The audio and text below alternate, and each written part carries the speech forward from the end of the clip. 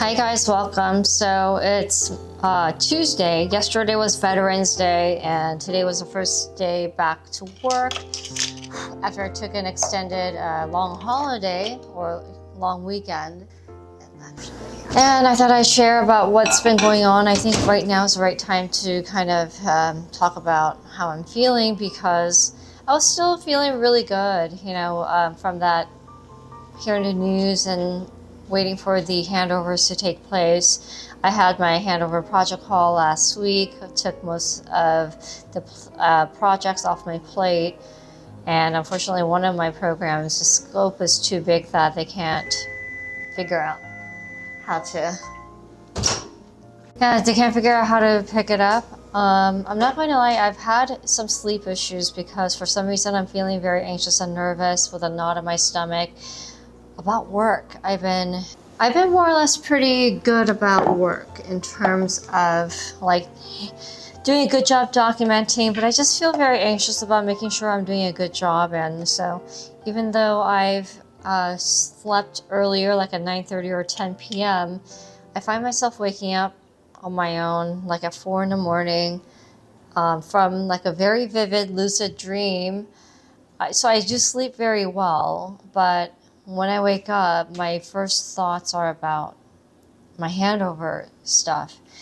So today was no exception. I had I was supposed to have a handover call, second part for the program, but the SVP, I think she's an SVP, said to cancel the handover because they weren't sure who's going to take it, because the scope encompasses way too many teams. It's just too large for her team to take on. So there's going to be a debate on how they're going to handle it. I realize that it's not my problem anymore, but at the same time, I can't help but feel like a sense of responsibility for some reason. And yeah, it's been that, I'm having like the CNS response to it, but I tell myself, this is no longer your problem. This is no longer your problem. They need to figure this out and do that. And then today was actually like the last official day with meetings. I don't have any other days with meetings. So I have one final one-on-one with my soon-to-be former boss. And that's Thursday. So that feeling of peace and calm, I do somewhat have it, but it's definitely been challenged this week or in the past week. All right, so I'm making banana bread. This is a recipe I haven't made in a while. So, and if you do hear any kind of background noise or like things crashing, that's just a cat's robot toy rolling around the house. And I've been kind of lurking on the Reddit subreddits with like jobs and layoffs, and I realized that it's best for me to just stay out of them and not read into what people are talking about, because it can be depressing. Just came across one where somebody posted that they've been unemployed for 12 months, applied to over 1,200 jobs. It looks like they have 4 interviews, but nothing landing, and they're officially out of their savings and severance, unemployment. Now they're going to have to dip into their 401k or something like that. And I'm like, this is not good for my mental health. So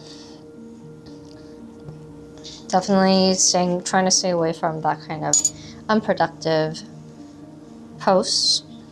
And I have been passively applying to roles that really fit my background. I updated my resume, had it reviewed, and it looks all good. It's optimized for ATS.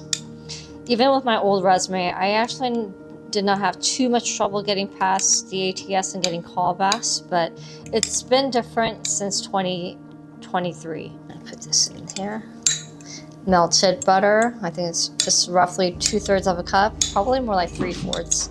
I'm putting a little bit of extra butter because I don't have 3 full bananas, so I want to make sure it's nice and moist. Just mixing that up.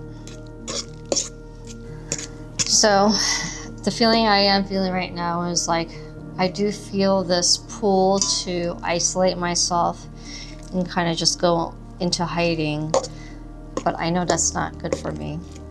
I did go to a meetup event, and that was last weekend. So when was it? Oh no, it wasn't last weekend, was it? Yeah, it was actually. And the craziest thing happened. But before I share the story, let me know in the comments what you think about synchronicities, if you believe in them. You know, the idea that some things are too random or too odd for it to be a random coincidental event, that probabilistically the likelihood is so low that that means more than just a random occurrence. So, because I think I had one of those. Mayflies. So 2 Saturdays ago, I went to this meetup event hosted by this person whose event I hadn't been to before. And she is 11 years older, so pretty much a generation older. But the craziest thing is that she grew up literally like across the street from me. Went to the same high school. We even had the same high school teachers. So we grew up in the same town. And she worked in Los Angeles most of her adult life and decided to leave because she was tired of, the crazy inflating real estate prices and wanting to be in nature more. Right, so I need to put in half a teaspoon of baking soda. And when we met at the event, this was a morning hike plus brunch meetup, and it was just so crazy that in a metro area with roughly 2.5 million people, what are the chances that I would run into somebody who has very similar personality as mine, grew up in the same town, literally across the street from me, went to the same high school, and even had some of the same teachers. I thought that was kind of crazy. So I'm actually meeting her tomorrow for lunch. And she is far more successful than I. She is kind of like she's an acquaintance for now. I hope that she can become a good friend and maybe even a mentor. Okay, adding some salt. I'm gonna eyeball this, and that's about a good amount. Okay. We're gonna go to this growing suburb city here in southern Washington, and yeah, she's living the life I want. She lives in the mountains. She happened to buy some land here when it was dirt cheap, probably about 11 years ago. Yeah, and then she's got 20 acres.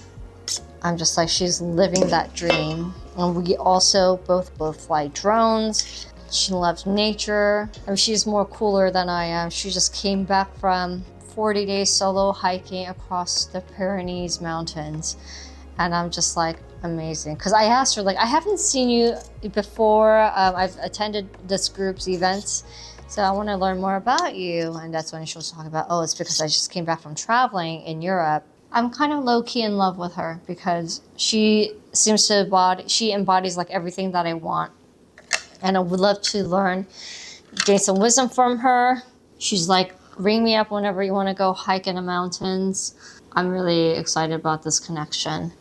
Another thing is that, on the heels of that positive excitement energy that I've been feeling the past 4-ish weeks, I, have a very busy November, especially after, once I become officially unemployed. Okay, so now I need 3/4 cup sugar. I'm using brown sugar because it just tastes better in my opinion, and it's just more moist.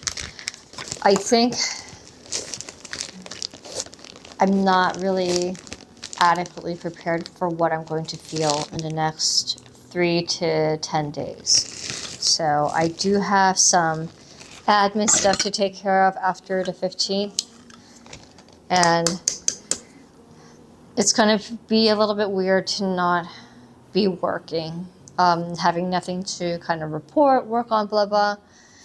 Well, I think what I need to do is make sure to give myself 1 week buffer. So I say if you're also being laid off, make sure that you're giving yourself 1 week buffer to sort out the admin stuff. I need egg and vanilla extract. So even though I have everything all ready, I have my monthly budget tracker planned out. My goal is to try to find my next source of income, probably within the next 6 to 7 months. I should be able to try everything I want to try and see where doors open. I just feel so well supported by everyone I've worked with, more or less, like 99.9% of those people I've worked with at the company. But we'll see what happens. I'm going to try to remain optimistic and hopeful, but also have like an ounce of realism to balance out my my attitude and thinking.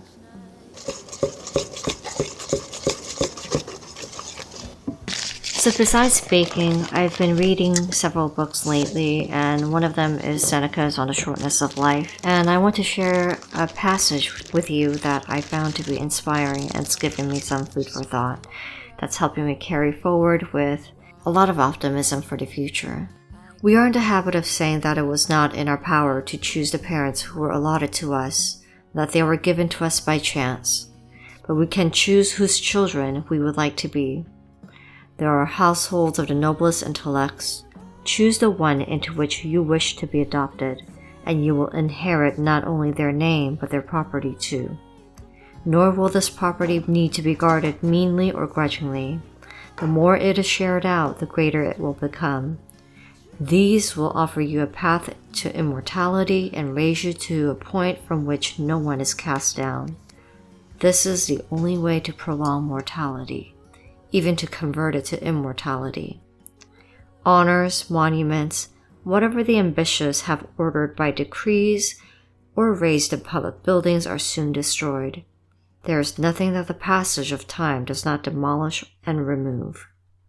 But it cannot damage the works which philosophy has consecrated.